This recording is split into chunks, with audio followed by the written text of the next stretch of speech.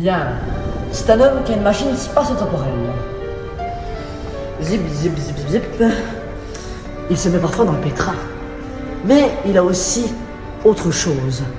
Une passion pour l'œuvre de Van Beethoven.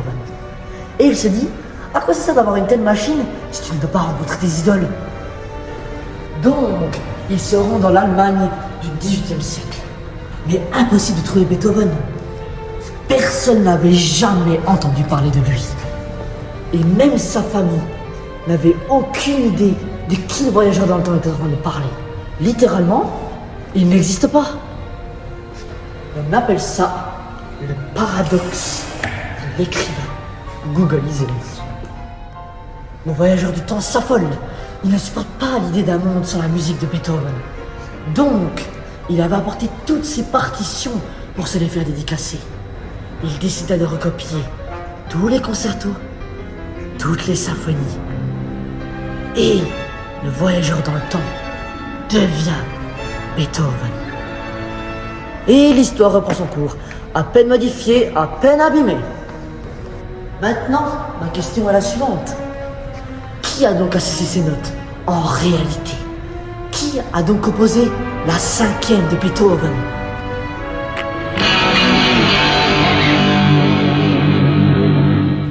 Vous vous posez encore la question?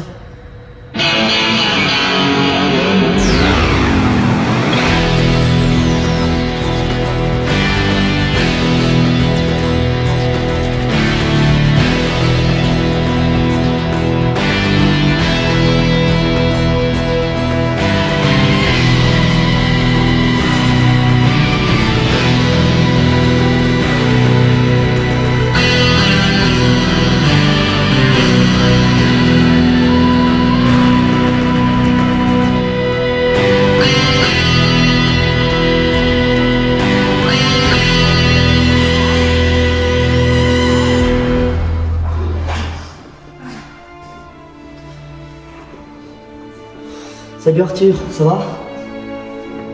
Oui, toi. Bien, il y a rien de nouveau, c'est juste... faut vraiment que je te parle à propos de quelque chose. Ouais, tu veux parler de quoi? Faut que je sois franc de toi. C'est un moment que Kayla me dit qu'il faut que je t'en parle, mais... je suis aveugle. Je suis aveugle depuis la station minière avec Kayla. Voilà, fallait que je te le dise, de toute façon j'avais pas le choix. Parce que d'un jour ou l'autre tu l'aurais vu de toute façon, donc voilà, moi c'est dit. Ça suffit, la ferme, j'en ai marre d'écouter tes salades. Tu crois que je te mens? Mais je sais pas, mais pas du tout. Mais j'ai trouvé ça petit, mais... C'est comme si tu t'arrêtais, tu me laissais sur le trottoir et puis tu repartais sans moi, mais c'est... Je sais pas comment dire, tu me désespères. Je voulais simplement te laisser prendre en main ton avenir. C'était une manière de te respecter. Ah bon, c'était ça ton idée? Eh ben le respect c'est vraiment pas ce que j'ai ressenti. Très bien. J'ai failli avoir tout faux à cause de toi. Je me suis senti comme un bel abruti. Ton langage. Ne me dis jamais de surveiller mon langage ou de me mettre dans le même sac que les autres humains que tu considères aussi minable et idiot que tu le penses. Tu m'as abandonné, tu m'as menti. T'es parti du jour au lendemain pour éviter la discussion. C'est ce que j'ai fait. Quoi? On fout dans le camp? Oui. Alors fous le camp. Rentre dans ton fichu service et ne reviens pas. Ah, et tiens, ta fichu clé, j'en ai plus besoin, garde-la.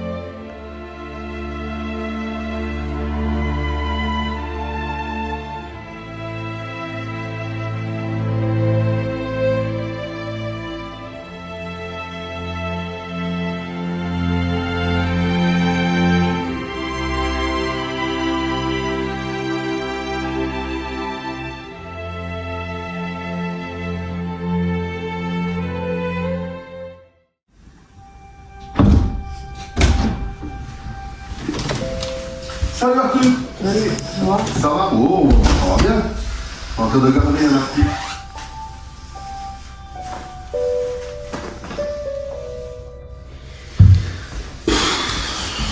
T'as tenté des mauvais jours, Arthur? Oui. Qu'est-ce qui se passe? C'est le doc. Qu'est-ce qu'il a, le doc? Bah, il est parti du jour au lendemain, il m'a donné aucun signe de vie. En 3 mois et demi. Et puis t'as essayé de l'appeler? Il t'a pas répondu. Et qu'est-ce que t'as fait pour qu'il soit en colère de nouveau? Oh, le docteur ne s'énerve pas pour rien. Enfin, ça dépend. Mais je crois que tu dois avoir ta part de responsabilité si tu ne réponds pas. Tu dois pas t'énerver, tu dois persister et puis l'appeler. Ouais, mais il m'énerve. Oui, mais ne fais pas ton pigeon vaillant. Oui, mais tu sais, quand tu réponds pas aux gens, puis que tu les ignores et puis que tu fais pas ce qu'il faut pour les avoir, t'as un peu le pigeon. Alors, fais attention à garder tes amis, ne te mets pas en colère et discute avec eux. Laisse-y un message, envoie-y un mail. Explique-toi avec lui. Cette génération de est terminée. Ah, mais moi je suis de la vieille génération, mais peut-être qu'il a encore une boîte, lui. On va savoir. Alors je te recommande de ne pas t'énerver, de continuer à l'appeler. Et puis de faire ce qu'il faut pour t'arranger avec lui. Un ami, ça ne se perd pas. Mais il faut toujours entretenir son amitié, sinon tu la perds à tout jamais. Alors les étoiles, elles sont bien quand elles brillent dans le ciel, mais celles s'éteignent, c'est comme la flamme dans l'amour, c'est foutu. Je me ferai rester au pigeon, moi je veux pas lui. Alors si... Moi je vole dans le ciel et puis lui il vole un peu les étoiles. Voilà, mais chacun sa part de gâteau. Faudrait que j'aille parler. Faut que je le contacte et que je persévère. Voilà, donc tu vas l'appeler maintenant, tu te lèves, tu bouges ton cul s'il te plaît, et puis tu vas appeler ton copain. Hop. Écoute un vieux père. Le chien. Voilà. On y va, on bouge. Merci de m'écouter. Enfin, un gosse, quand il faut l'éduquer à cet âge-là, c'est foutu. J'avais oublié.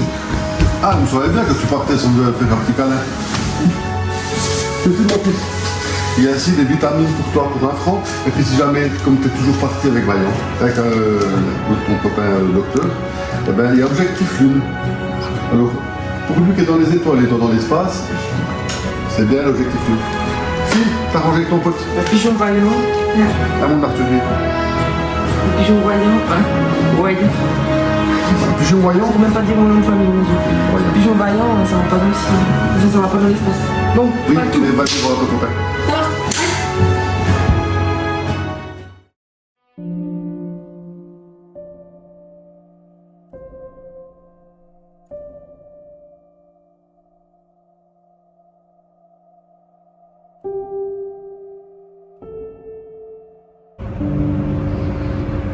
Je sais pas comment faire pardonner, surtout auprès d'Arthur, puis auprès de Kayla. Parce que je me suis comporté comme un idiot auprès d'Arthur. J'aurais jamais dû faire ça. J'aurais jamais dû me comporter comme ça. Je sais pas du tout comment me faire pardonner. Et surtout, la pire des choses qui a pu m'arriver, c'est devenir aveugle. Ou j'aurais écouté Kayla, ça ne me serait pas arrivé. Franchement, je sais vraiment pas comment me faire pardonner.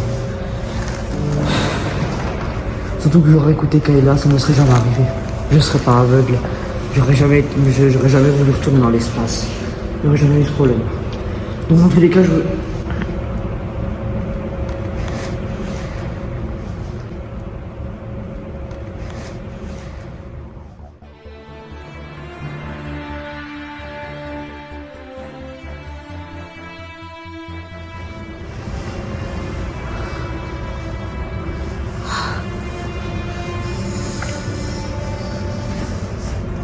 Je suppose que c'est toi.